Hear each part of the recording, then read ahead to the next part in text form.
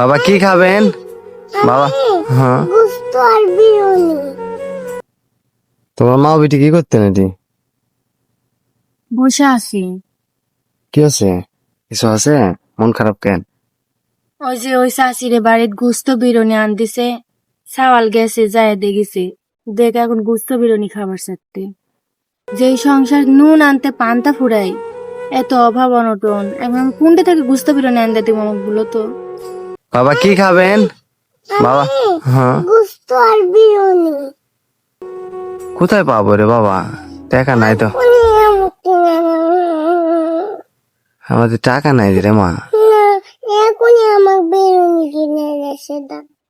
দেখছেন এঙ্কের আসে আমার কাছে চাইতে, আমি একটা মা আমার কাছে চাইতে আমি দিবার পারতি না। আমার মনে কটি কষ্ট হতে তুমি জানেন না। কষ্ট পায় না। আচ্ছা কাম আছে, কামের যাবো, কামের থেকে এসে ব্যবস্থা করে জিঙ্কের হোক না কিনে লেস মুড়ি, হাফ কেজি হলেও কিনে লেস, হ্যাঁ দিমুড়ি, নাহলে একটা মুরগি। পরের বাড়ি থেকে আসার পর থেকে বলিতে আম্মু আমার গুস্ত বেরোনি দাও, আমি কোনটা থেকে দিমু? একটা মাই জানে একটা সাওয়াল যখন আসে মায়ের কাছ থেকে কিছু চাই, যদি দিবার না পারে কেমন কষ্ট হয়। কষ্ট পায় না,